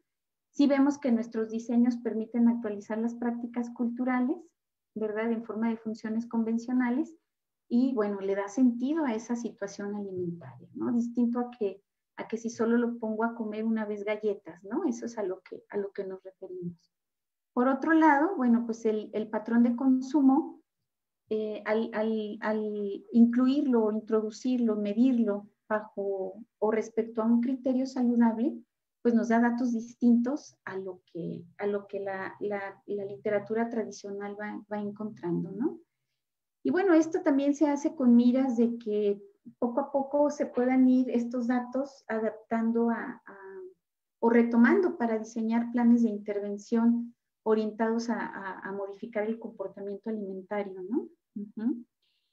Y bueno, pues sin duda alguna las propiedades sociales del otro tienen un efecto diferencial sobre el consumo. Eso es algo muy interesante, como los atributos de los otros, ¿verdad? O sea, sociales, pueden ir generando sentidos distintos en el consumo, ¿no? Y bueno, las interacciones lingüísticas, pues sin duda alguna como vieron en este último análisis, pues permiten caracterizar estas situaciones de consumo y comprender su funcionalidad, ¿no? Este último estudio ha sido muy enriquecedor. Y bueno, sin duda alguna, pues nuestros diseños intrasujetos, pues sí vemos que nos permiten tener un buen acceso a esta regulación, al estudio de la regulación social, ¿verdad? Y que pues estamos en el reto de identificar si lo que se encuentra en la fase de manipulación o en nuestras fases de exposición al modelo se mantiene en un consumo posterior individual, ¿no? No hemos visto que logre impactar la fase A'. En caso de que lográramos encontrar ese efecto, pues realmente podría asegurar que las personas pueden autorregular su consumo estando solos o acompañados, ¿no? Porque aquí la hipótesis es que se regula por la presencia del otro y cuando está solo vuelve a una ingesta menos regulada, ¿no? Pero bueno, la idea sería que el efecto del modelo pudiera extenderse a esa fase de A'. Y finalmente, pues sin duda tenemos retos. Como ustedes vieron, son diseños experimentales. Nosotros los hemos definido como artesanales en la medida en que tenemos que cuidar mucho nuestros alimentos, la preparación, cómo los presentamos, mantenerlos calientes a temperaturas adecuadas, alimentos de buena calidad. En ocasiones hemos tenido que invertir de nuestros recursos para tener alimentos de buena calidad. No, los presupuestos para estos estudios experimentales, pues ustedes saben que a veces no son muy, bueno, no son muy cotidianos, ¿verdad? No es fácil encontrarlos. No tenemos, en mi universidad no tenemos un espacio para hacer los estudios, no hay infraestructura. Lo que hago es adaptar los cubículos que son para psicoterapia y entonces es sacar los muebles, meter las mesitas, poner los manteles, se van, recojan, limpien, etcétera, etcétera, ¿no? Entonces, bueno, pues sin duda alguna son retos que espero que poco a poco vayamos resolviendo y que nos permita seguir abonando al conocimiento y a la comprensión, ¿verdad?, de este fenómeno de la regulación social en el comportamiento alimentario. Estas son algunas referencias o las referencias que retomé para la presentación y pues estoy muy agradecida por su atención, esperando que haya sido de su interés. Aquí está mi correo por si alguien quiere contactarme. Con mucho gusto lo atiendo. Muchísimas gracias. Muchas gracias, doctora Ángeles. Realmente interesante su trabajo. Hay algunas conclusiones, ¿no? Hay algunos ejes temáticos que ha venido tocando la doctora en esta exposición, ¿no? Básicamente, considerar que el patrón de consumo alimentario no tiene que ver solamente con la ingesta, ¿no?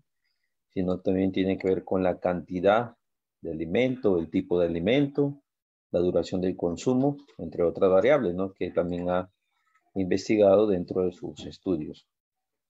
Pone mucha énfasis la doctora en las interacciones lingüísticas dentro de lo que es el consumo alimentario, ¿no? Y en esta ponencia hemos visto que hay de dos tipos, ¿no?, las valorativas y las no valorativas, ¿no?, que son muy importantes a considerar, ¿no? Y bueno, también otro eje temático es que la regulación normativa alimentaria, ¿no?, digámoslo así, está mediada por tres aspectos, ¿no? El primer aspecto es el modelado, quiere decir la ingesta aumenta o disminuye a razón, ¿no?, al nivel del consumo del otro. Bueno, el manejo de las impresiones, ¿no? O sea, cómo el evaluador percibe, ¿no?, la conducta alimentaria de una persona en específico. Y bueno, la facilitación social, que tiene que ver que a mayor familiaridad con el otro, pues la cantidad de alimento aumenta. Bien. En este sentido, pues, el objetivo, pues, digamos, de estudiar la conducta o el consumo alimentario, parte de algunos objetivos, ¿no?, que es identificar justamente aquellos factores en los que depende el patrón de consumo, la circunstancia también, ¿no?, con quienes está, lo que hablaba la doctora, de tres, digamos, partes, ¿no? con el cercano, el que está, no es cercano, ¿no? Si está solo, ¿verdad? Las prácticas culturales que definitivamente están mediadas en el comportamiento alimentario, ¿no? También la funcionalidad, ¿no? Del comportamiento alimentario, la función de convivencia, ¿no? El acto significativo, ¿no? Que se le da, ¿no? A lo que es el consumo alimentario. Ah, bueno, por ejemplo, también, ¿no? La costumbre con la que nos identificamos culturalmente, ¿no? Eso también es otra de las temáticas que ha podido abordar en esta ponencia. Bien, entonces son realmente temas muy importantes. En la página del liceo nosotros hemos colocado para reiterar lo que es la referencia de la doctora, sus estudios. En Google Escolar podemos encontrar muchas de sus investigaciones con otros colaboradores, así que los invitamos también a revisar para profundizar un poco más del tema y bueno, cualquier consulta o duda adicional, pues la doctora ha dejado su correo, ¿no? En la última diapositiva. Ahora sí vamos a pasar con las preguntas y bueno, por acá tenemos una pregunta de Diego Marrufo, ¿no? Dice, una consulta, ¿es posible entonces los estudios experimentales con participantes con conducta alimentaria? Lo mencionaba por los aspectos éticos, que veía algunos trabajos con modelos animales. Es la pregunta, doctora. No me queda muy claro a qué se refiere con Vale. participantes con conducta alimentaria. A ver, le retomo nuevamente. Dice, No sé si Diego si es lo puede posible, copiar. Ujú, claro, la pregunta es si es que es posible, ¿no? Los ujú. estudios experimentales, ¿no? Con participantes, ¿no? Para, obviamente, el estudio de la conducta alimentaria, porque hay algunos aspectos éticos, ¿no? Al respecto. Sí, no sé exactamente a qué se refiere, pero bueno, sin duda alguna, lo que yo hice es justamente eso, ¿no? Tener participantes y analizar la forma en que se alimentan. Por supuesto que los cuidados éticos que tengo es en no darles alimentos chatarra, o sea, no voy a hacer mis experimentos con galletas, con snacks, con alimentos que pueden poner en riesgo su salud.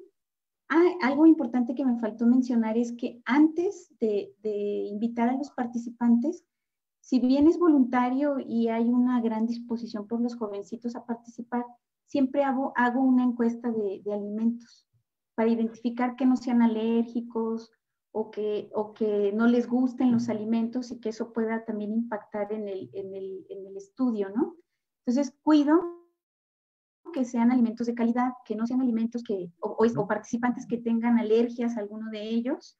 Eh, y sin duda alguna, pues cuido que sea lo nutricionalmente esperado para ellos, ¿no? O sea, de hecho, cuando los jovencitos iban a desayunar con sus invitados, algunas veces les comentaba, iban sus mamás, algunas de las mamás me pidieron el menú porque me dijeron, es que son ingredientes sencillos, son platillos muy ricos y que yo se los puedo hacer y mi hijo va a estar mejor alimentado. Dice, yo nunca le doy de desayunar así.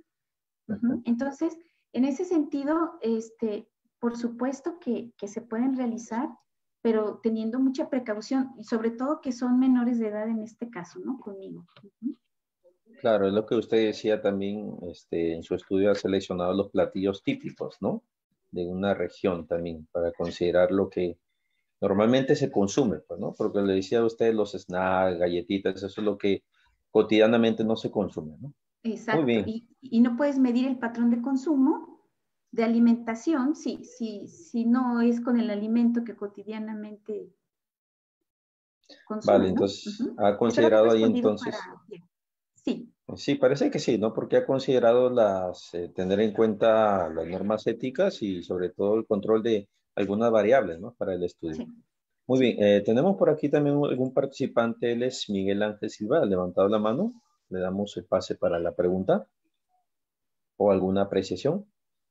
En primer lugar, felicitar la exposición de la doctora, excelente, ponernos al tanto de cómo se está desarrollando estas investigaciones desde una mirada distinta, ¿no? Por acá creo que no se desarrolla ese tipo de investigaciones de una perspectiva molar, ¿no? Como lo ha planteado.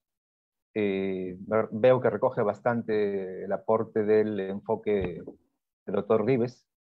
No sé si se encuadraría en una perspectiva interconductual o de otra perspectiva, pero más allá de eso, doctora, quería aprovechar su presencia. De hecho, gracias por el correo, creo que nos vamos a comunicar con usted, pero quiero adelantar un poco mi inquietud, ¿no? Aquí en el Colegio de Psicólogos del Perú, en la región norte, Piura, se ha planteado desarrollar líneas de investigación, ¿no? Y un trabajo de investigación que queremos plantear es justamente sobre conducta alimentaria en diabéticos, pacientes diabéticos, un problema que afecta mucho a nuestra región, al país y a todo el mundo, ¿no? Entonces, hemos estado revisando sobre la variable conducta alimentaria y realmente yo me siento un poquito todavía con, con no mucha claridad, ¿no? No tengo mucha claridad. Se habla de conducta alimentaria, práctica alimentaria, patrón de consumo alimentario, hábitos alimentarios. Hay una variedad de expresiones, ¿no? En un artículo que usted escribió también se habla, por ejemplo, de prácticas alimentarias parentales, ¿no? En donde se concluye pues que hay inconsistencias en los conceptos en diferentes investigaciones, ¿no? Entonces, me parece que esto no está muy claramente definido y eso complica un poco el trabajo que planteamos hacer porque luego viene el instrumento, cómo evaluamos, ¿no? Entonces, también he revisado varios instrumentos. En México se ha hecho un inventario, ¿no? Que se ha validado, cuestionario de sobreingesta, ¿no? Que se ha validado, se ha adaptado y validado en México. Creo que en un trabajo suyo también lo ha utilizado usted, ¿no? 3 factores de ese cuestionario de sobreingesta. Quisiera pedir orientación en ese sentido. ¿Cómo definir, cómo encontrar, cómo plantear una definición de conducta alimentaria y qué instrumento podría ser conveniente para esta propuesta de investigar conducta alimentaria en pacientes diabéticos aquí en nuestra región? Gracias, doctora. Con muchísimo gusto. Muchísimas gracias por su pregunta. Sí, definitivamente la forma de referirnos a los comportamientos, pues sabemos que es del pie que cojea nuestra ciencia, ¿verdad? Hay muchas acepciones para a veces para las mismas cosas o las entendemos de forma distinta, ¿no? Por ejemplo, pues los patrones parentales o las prácticas parentales no tienen que ver con otra cosa más que con justo las interacciones lingüísticas, ¿no? O sea, y con algunos actos de cómo prohibir o promover ciertas conductas en el ámbito de la alimentación. Pero como partimos de lógicas distintas, pues empezamos a nombrarlos de forma distinta, ¿no? Yo lo que ahí le sugeriría es más bien que en función del propósito vaya delimitando ese interés, ¿no? Porque ya trabajé en alguna ocasión un chico hizo su tesis conmigo respecto a pacientes con diabetes y pues lo que encontramos ahí más bien es que no se apegan al régimen alimentario, ¿no? O sea, a la dieta en particular. Y tiene que ver con hábitos, ¿verdad? Pero también tiene que ver con sus costumbres. O sea, ahí lo que se conoce como práctica alimentaria, ¿verdad? La práctica alimentaria siempre va a ser, pues, referencia a estas connotaciones más culturales, ¿verdad? Estas que nos van sancionando o nos van señalando lo que está permitido o no está permitido. Pero como esta situación ya está vinculada con salud, o sea, está más vinculada con salud que con la propia conducta de comer, porque pues ya hay muchos alimentos que no pueden consumirse y son los que se consumen, es decir, no se apegan a la dieta. Entonces, más bien yo les sugeriría que primero identificaran claramente sobre qué quieren trabajar, ¿no? Pareciera que, por lo que le digo que se trabajó con este chico, es que el principal problema es que una persona con diabetes no sigue el tratamiento médico en cuanto a lo que puede comer y no puede comer, como el apego ya no tanto, ahí ya pues tendrá que olvidarse de costumbres, tendrá que olvidarse de tradiciones, tendrá que olvidarse de lo que más le gusta, porque lo que se procura es que coma solo aquello que es sano para él. Y si en las fiestas navideñas o en México, en la celebración de nuestra independencia, acostumbramos comer pozole, él no puede comer pozole o ella no puede comer pozole, aunque sea una costumbre, y toda la casa, toda la familia vaya a comer ese alimento, ¿no? Creo que ese es el comportamiento en sí que podría ser clave, ¿verdad? Por eso, o sea, mi recomendación sería delimite exactamente sobre qué quiere intervenir. Claro que tiene que ver con el problema de lo que se come, pero más bien que se come lo que no debe comer, a diferencia de algunos planteamientos en donde se busca que consuman otro tipo de alimentos más sanos, ¿no? No sé si estoy siendo clara con mi respuesta. Sí, sí, le entiendo, doctora. Sí, le entiendo, ¿no? La temática es, pues, como usted menciona, la adherencia al tratamiento nutricional, ¿no? Que es lo Sí. que está fallando probablemente. Sí, Claro, y Ok. Ahora, probablemente podría también, entonces, sí, dígame, perdón. podría hacerse entonces, me parece, un cuestionario ya más adecuado, no utilizar un instrumento de los que ya existe, sino elaborar un instrumento propio, ¿no? De hecho, la tesis de este chico buscó comparar programas personalizados, ¿sí? Programas psicoeducativos, pero que fueran más personalizados, y otros que se trabajaban en grupo. Y descubrió que los personalizados tienen un mayor efecto en seguir la dieta. ¿Por qué? Porque por lo mismo, ¿no? Cada uno de nosotros seguimos costumbres distintas, aunque seamos todos de la misma ciudad o del mismo país, arraigamos o tenemos prácticas totalmente distintas. Entonces, las cosas es como un entrenamiento en cómo seguir la dieta, pero puede centrarse en aspectos distintos para cada sujeto. Entonces, podría pensarse en una herramienta grupal, pero tendría que ser muy genérica, como para hacer, diría yo, un sondeo, y luego le sugeriría algo más personalizado, y en función de lo personalizado, centrar la intervención o el entrenamiento que se vaya a realizar, ¿no? Porque es muy difícil que se compartan las mismas circunstancias. Gracias. muy bien, excelente. Gracias, Miguel, por hacer tu pregunta. Gracias, doctora, por responder. No sé si los presentes quisieran hacer algunas otras preguntas. Yo, Gracias. Muy bien. Jonathan, sí. ¿qué tal? Gracias, ¿Cómo Hans. está, Jonathan? Adelante. Vale. Doctora, ¿cómo está? Buenas tardes. Escribí en el chat. Bueno, agradecerle mucho, pues, sus comentarios, bueno, su aporte, su ponencia en su desarrollo, su línea en estos años. Pues bueno, mi pregunta y como un aporte frente a lo que su merced, pues para que muy poco lo resumió muy bien, se ve la evolución de cómo cambiar, evolucionar frente a los modelos y las preguntas que quedan después de los experimentos de pronto que no salen muy bien a veces. Quería preguntarte la privación, como si se manejó como algún parámetro para los sujetos, pues en este caso, que participaron en tus estudios, cómo lo has manejado. Sí, Y, sí, y muchas la gracias. otra, pues, es relacionado con el confederado, pues bueno, desde Piazza y otros autores también acá en México, locales en comportamiento alimentario. La doctora Alma Gabriela y el doctor Antonio López Espinosa, está referenciado como un parámetro de cambio. Sin embargo, pues viéndolo, ese confederado, pues precisamente que también la literatura posiblemente nos lleva actual con tus estudios a de pronto potenciarlo para la publicidad, o pues de pronto ahorita lo que me llevo ahorita como ese punto de vista, porque pues sí se sabe que, no sé, un futbolista puede estar de pronto promocionando un cereal, eso no pasa, pero de pronto la idea es poder poner atención a unos parámetros que, pues bueno, yo no los conocía en términos así, esa parte individual y toda la definición que hace el doctor Rives en 2018. Era ese mi aporte. Y la Muchísimas pregunta gracias. de... Sí, sí. Muchísimas gracias, Jonathan.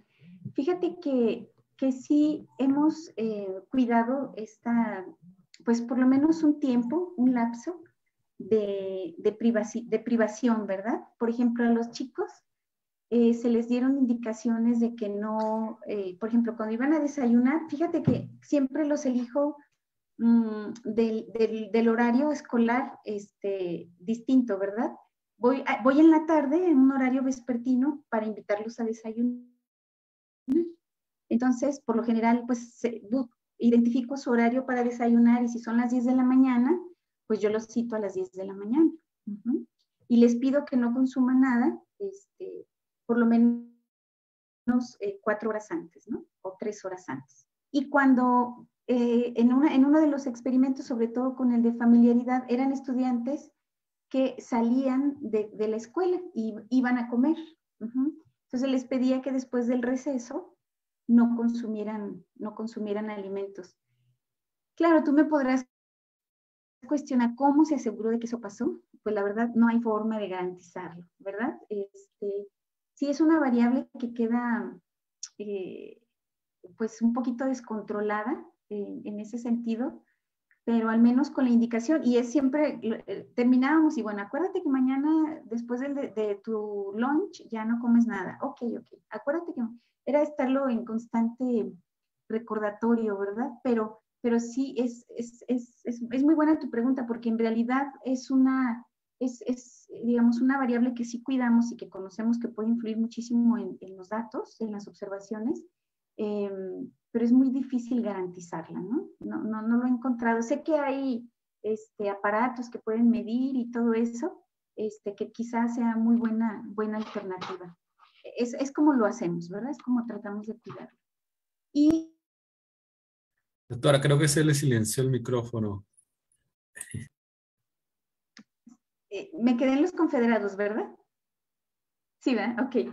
En los confederados yo los he incluido porque necesito entrenarlos cómo alimentarse. La verdad es que poco cuidado tenemos en cómo debemos alimentarnos para que sea una forma adecuada, ¿verdad? El tiempo en el que tenemos que masticar los alimentos, cómo combinar los alimentos, ¿sí? La duración que es necesaria para digerir, ¿no? Esperando a que puedas tener una saciedad adecuada, ¿no? Y no comer muy rápido y bocados muy grandes, etcétera, etcétera. Entonces, yo me he visto en la necesidad de entrenarlos y para que puedan ellos mostrar, como son modelos, mostrar una forma de alimentarse esperada. Eso es lo que trato de modelar cuando los entreno, ¿verdad? Finalmente sí modelan su consumo.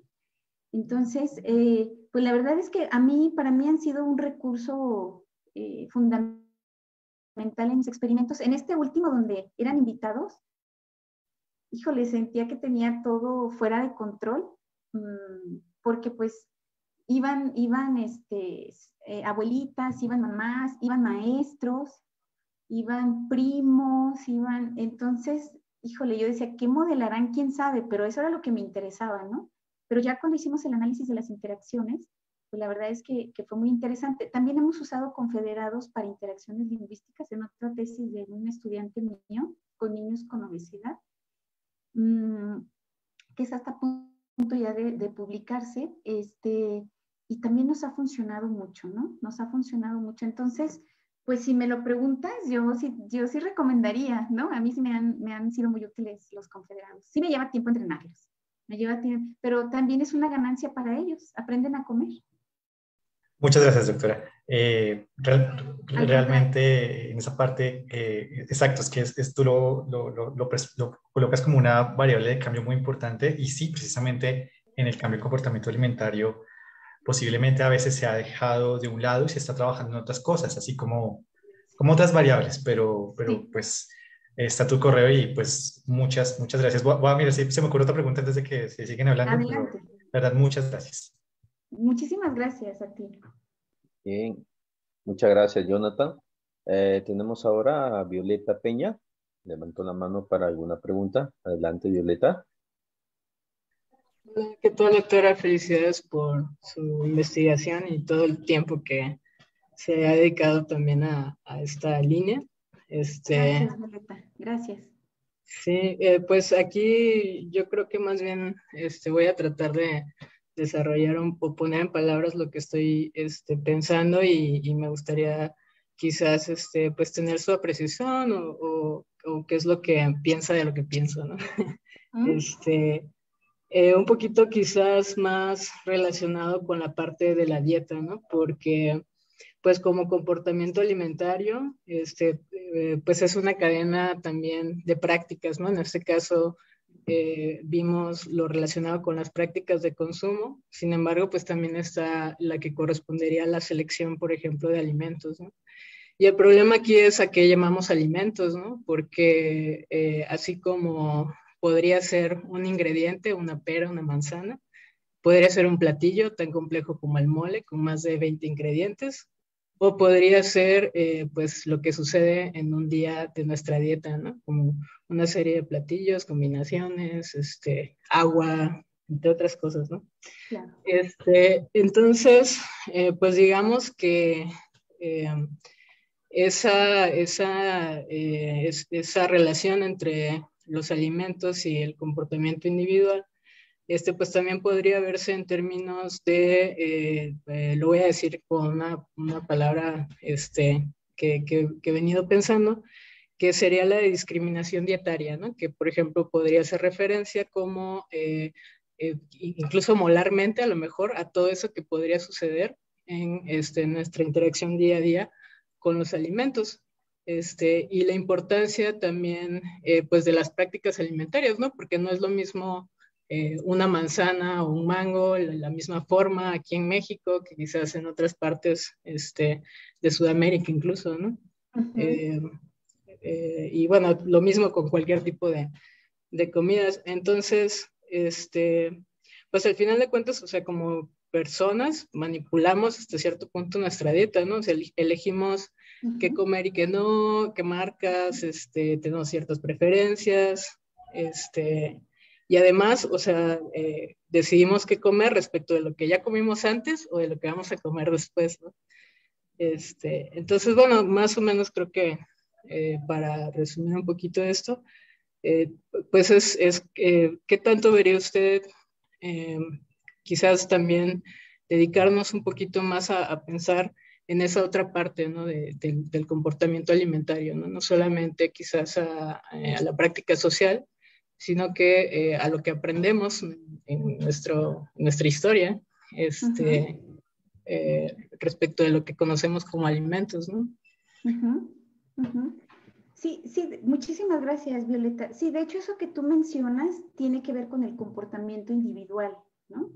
El comportamiento individual, es decir, es lo que tú seleccionas o lo que decides comer tiene que ver con tu propia experiencia, pero si en algún momento, en una situación, en alguna circunstancia, no sabes qué comer porque es un alimento novedoso, o porque no hay del que tú acostumbras, o porque estás en otro país, o por alguna circunstancia distinta, la lógica es que es a partir del otro, ¿verdad? Esta regulación social, es que el otro es el que te va a ayudar a identificar qué es lo apropiado comer en esa ocasión o lo que se acostumbra a comer. Pero por supuesto que, como lo mencionaba yo, el propósito último es que logremos identificar cómo modular una regulación individual, ¿verdad? O sea, lo que le apostamos es que todo individuo sepa cómo alimentarse en cualquier circunstancia que se encuentre y se encuentre solo o se encuentre acompañado. Uh-huh. Porque definitivamente, pues, la forma en cómo nos enseñan a alimentarnos, ¿verdad? Lo que se acostumbra a comer, lo que, digamos, socialmente, incluso por la industria, ¿no? Lo que llega a nuestras casas, a nuestros mercados, a nuestros centros comerciales, eso es lo que de alguna manera se nos regula, como que los alimentos que debemos ingerir, ¿no? Entonces, ¿qué elijo de todo lo que hay ahí, no? Sin duda alguna, pues depende mucho, como bien decías tú, de la historia que tengamos en ese sentido, pero desde esta perspectiva la idea es que estos aprendizajes individuales se van actualizando. Se van actualizando conforme se van teniendo nuevas experiencias. Entonces, en la medida en que podamos educarnos y enseñarnos a comer y a regular la ingesta incluye o implica elegir, ¿verdad? Elegir qué elijo, como decías tú, en función de lo que he comido, qué necesita mi cuerpo. O sea, puede ser una alimentación con mero objetivo de nutrición, ¿verdad? De nutrirme, de mantener un equilibrio. Pero cuando ya hay una connotación social, pues ahí las cosas se vuelven más complicadas.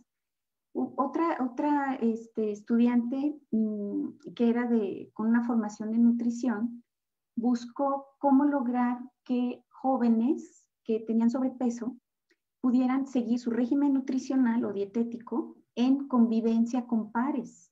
En la universidad, ¿verdad? Quienes son universitarios, te vas con los amigos y si los viernes toca salir, es viernes de alitas con cerveza, o si tenemos clase libre, vámonos a los tacos, ¿verdad? O sea, como que hay una influencia al momento de compartir con pares. Y entonces ella lo que hizo fue entrenarlos de cómo incluso sustituir,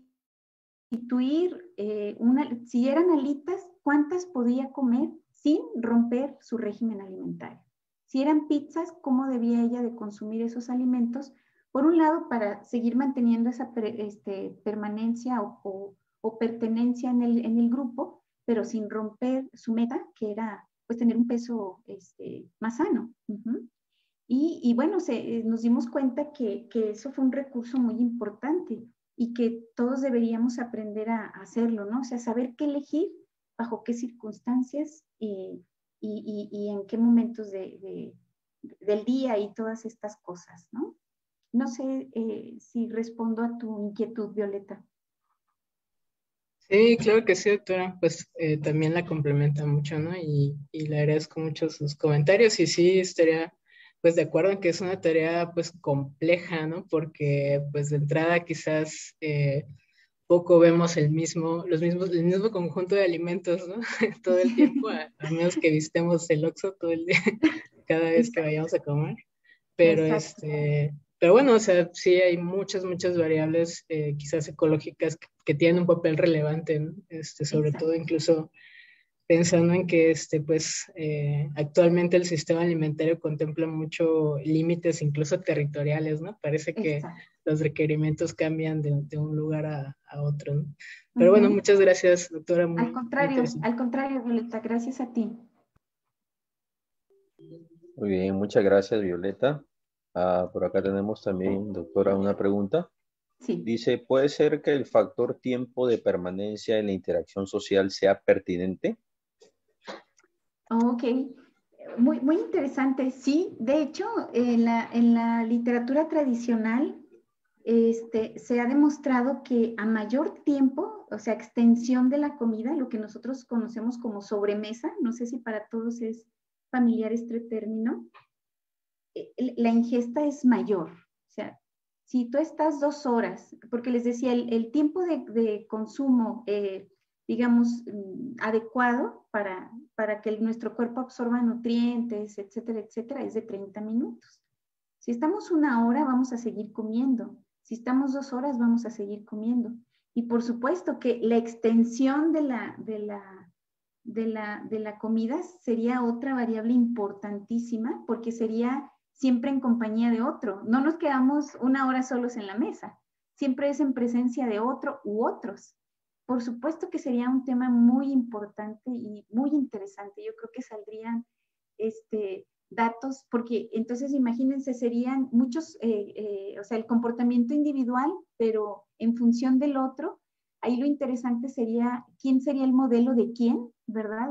Esa dinámica es todavía más compleja. ¿Quién estaría modelando a quién? Y cómo haríamos la medición del patrón de consumo, ¿no? Pero por supuesto que sería un tema interesante. Sería un buen tema de tesis. Muy bien, gracias, doctora. Gracias. Más ideas para investigar. Sí, más ideas, Muy más bien. ideas. Bien, por acá tenemos también a Flower Caicho, ¿no? También quiere participar. Adelante. Hola, muy buenas tardes. Gracias. Hola, gracias. Doctora, muchas gracias por su presentación. La verdad me ha gustado muchísimo. Voy a aprovechar el correo posteriormente para mandarle Con mucho algunas gusto. preguntas. Sí, tengo 3 preguntas. Son la verdad, de curiosidad. La primera es si de repente usted al momento de toda la revisión de literatura y parte de su línea de investigación ha podido observar quizás o conocer o de repente ver en otros colegas.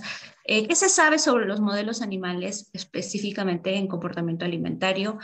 Quizás evaluando la variable social, ¿no? Por ejemplo, cuando comen junto con sus conespecíficos, sus congéneres, y si puede ocurrir, por ejemplo, una conducta de sincronización, ¿no? De que coman como que a la par. Esa sería mi primera pregunta. ¿Te la contesto? Sí, o prefiere que se las diga. Bueno, Sí, las te la 3. contesto, te la Okay, contesto. gracias. Sí, gracias a ti. Sí, de hecho, fíjate que sí fue algo que yo revisé para mi tesis doctoral, justamente para marcar la diferencia de cómo considerar estos aspectos sociales en los estudios de alimentación, ¿no? Digamos, qué tan apropiado es hablar de interacción social entre animales no humanos, ¿no? Yo mencionaba que desde la lógica en la que estoy definiendo la conducta alimentaria o lo psicológico en ámbito de alimentación, nos permite, por lo menos ahorita he identificado estos 3 niveles de análisis, ¿no? Y en ese nivel de análisis entre la relación entre no humano y no humano, la interacción que se da a ese nivel, pues lo que importa es el nicho ecológico. Y difícilmente podríamos hablar de qué es cultura, ¿verdad? Porque pues no hay lenguaje, ahí no hay lenguaje y entonces pues la cultura es justamente las costumbres que se transmiten de generación en generación, pero pues a través del lenguaje. Entonces difícilmente en ese nivel de análisis podríamos hablar de cuestiones sociales, aunque sí se refieren así, ¿verdad? Incluso hay roles de quienes juegan el rol de parásito, quién juega el rol de proveedor, quién, ¿no? Que si lo analizamos un poquito más, seguramente tendrá que ver con características propias de los individuos y pues de la circunstancia y cercanía al lugar, al comedero, ¿no? O al bebedero, según cómo se esté analizando. Y también otra cosa que identifiqué es que generalmente queremos como hacer una transición directa de los modelos animales a los modelos humanos.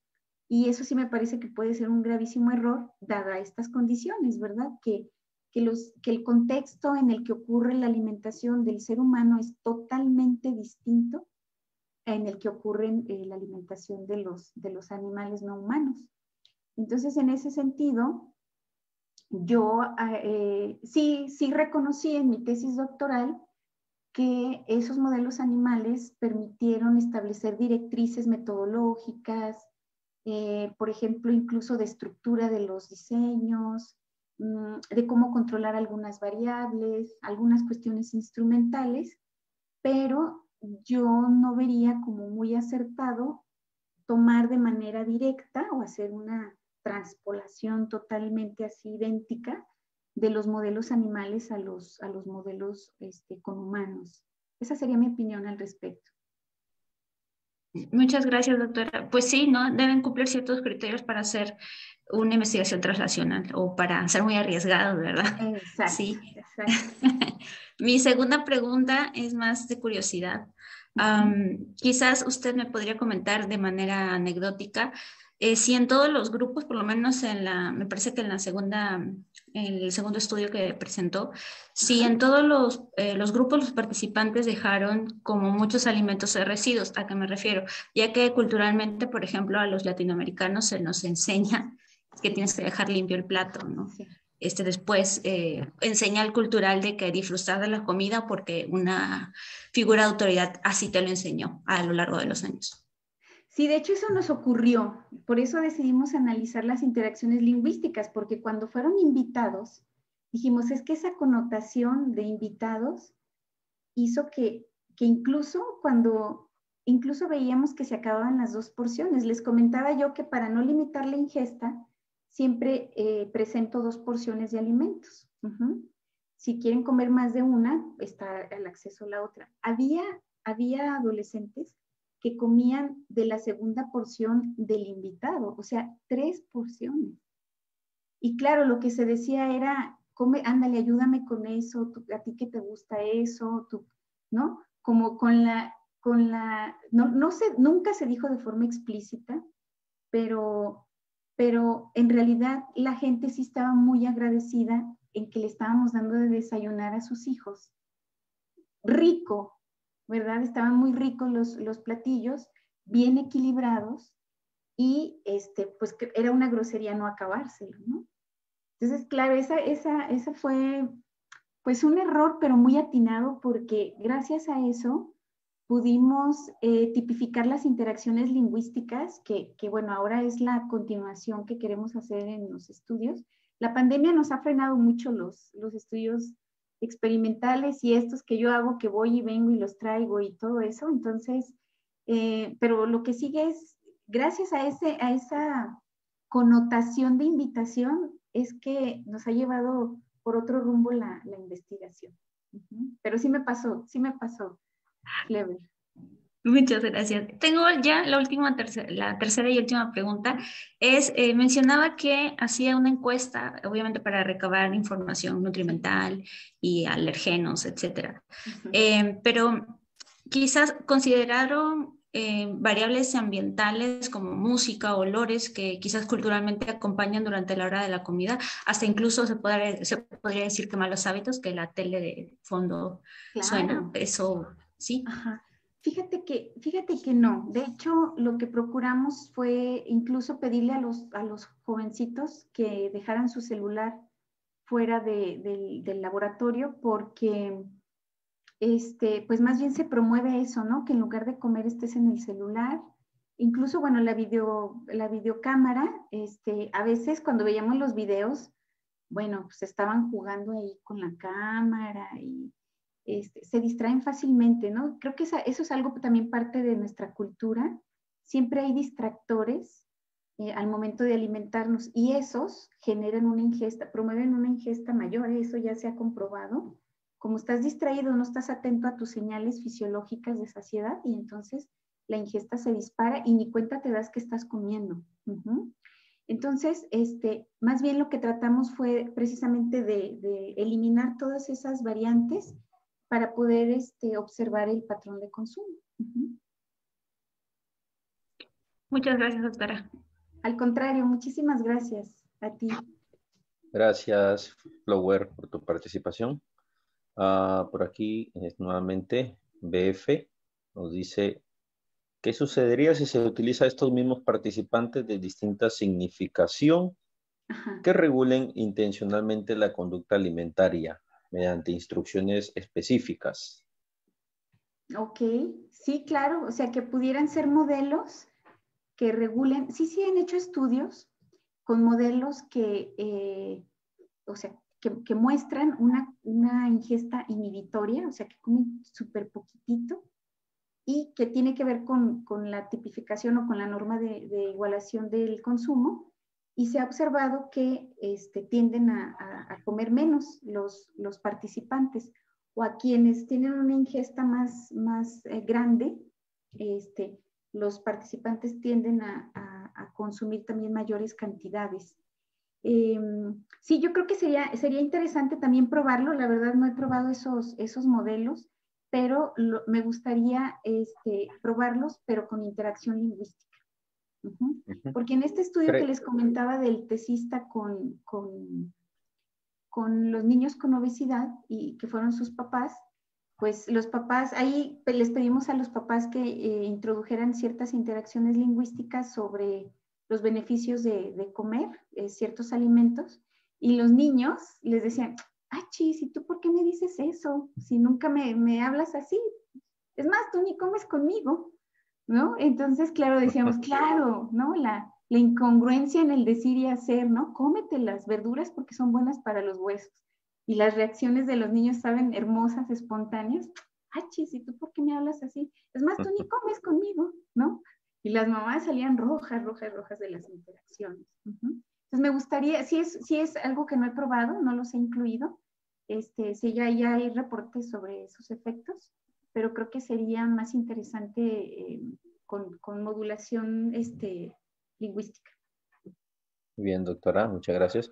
Por acá una pregunta de Mariel Telles. Dice, doctora, muchas gracias por compartir su trayectoria de investigación. La duda es con respecto al entrenamiento que mencionó, ha dado a los participantes de sus estudios, ¿no? Dice, ¿qué tipo de conocimientos considera o ha identificado que son más relevantes para que el participante adquiera las habilidades necesarias para comer saludablemente en diferentes situaciones? Pues yo creo que tener claridad de que el patrón de consumo es susceptible de las señales sociales. Es decir, que nuestra forma de alimentarnos es influida por la forma en cómo se alimentan otros. Si nosotros, eso es justamente lo que sería la autorregulación, ¿no?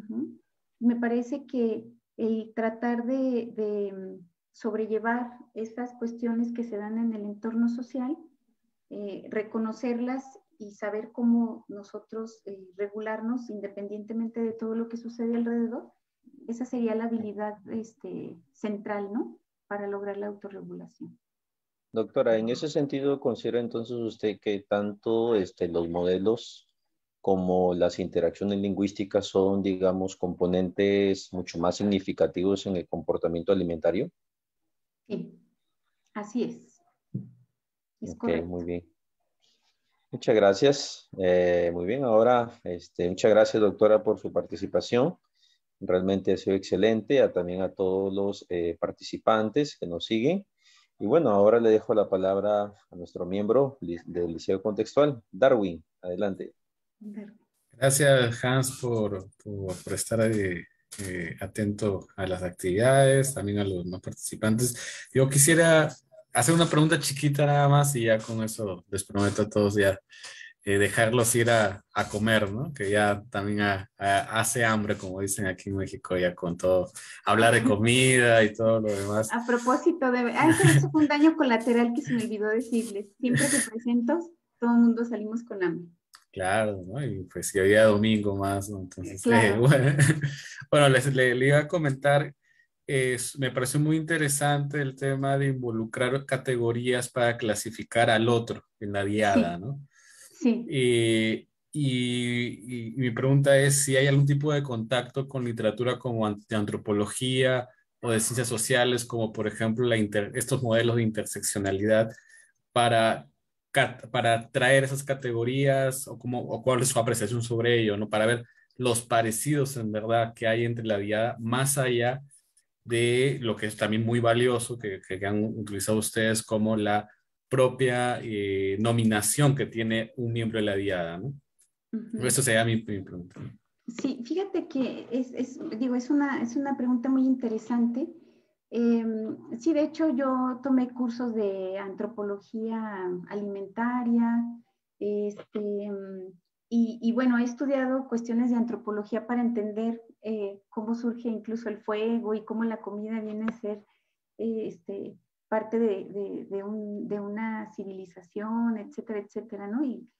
Pero ir más allá en nuestras interpretaciones, más bien lo que hacemos es que como estamos considerando la conducta individual como esa interfaz entre las prácticas alimentarias y la normativa de las instituciones formales e informales, pues como se actualizan en el estudio, pues lo que hacemos es interpretar toda la situación que se recreó, ¿no? Es decir, en la circunstancia que se recreó en laboratorio, cuáles fueron estas prácticas que se observaron y cómo se modularon, cuál fue la función de cada uno de los elementos que se incluyeron, pero no lo sé si te estoy entendiendo bien, como vinculado o acercado a estas cuestiones más antropológicas, por ejemplo. Más bien nos quedamos en esta parte nada más.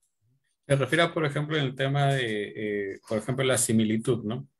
O diferencia de peso, o alguna característica de obesidad, pero ¿qué Sí. pasaría si utilizamos, por ejemplo, a dos personas que son del mismo equipo, ¿no? Digámoslo, para hablarlo, del mismo equipo de fútbol, o que son del Claro. mismo, o de la misma universidad, ¿no? Digámoslo, Claro. o de la misma, no sé, otras categorías Sí. de agrupamiento social que ya están establecidas, de diadas, Claro, ¿no? claro. O sea, tomar como diadas ya naturalmente formadas. Uh-huh. Sí, bueno, fue un poquito lo que tratamos de hacer con los invitados, porque si te das cuenta, buscábamos cercanía en la práctica alimentaria. A lo mejor acá la cercanía sería en otro ámbito y ver qué ocurre en la práctica alimentaria. Ajá, sería distinto, es decir, hay una cercanía afectiva, ¿verdad? Una significancia afectiva, y vamos a ver eso cómo modula un patrón alimentario. Sería un poquito distinto, no sé si soy clara en la diferencia, que no lo he probado, pero es interesante. Sí, sí, lo digo pues ahora que en la contemporaneidad, ¿no? Donde hay muchas tribu, digámoslo así, muchos subgrupos en que nos identificamos, ¿no? Así pero, es. Así pero es, bueno. así es, David. Muchísimas gracias. Sí, les Sí. agradezco muchísimo porque me dan más ideas. Digo, siempre después de un experimento, creo que en lugar de responder la pregunta me surge otra. Y bueno, esta charla ha sido muy agradable para mí porque me van dando más ideas. Todavía tengo cosas ahí en el tintero y ya le sumé más. Entonces, ha sido muy enriquecedor para mí y espero que también para todos ustedes. Y agradezco muchísimo la invitación y pues espero que no sea la última, a lo mejor en unos 10 años para que me den chance de seguir avanzando, ¿verdad? Pero siguen poniendo mi foto joven, por favor.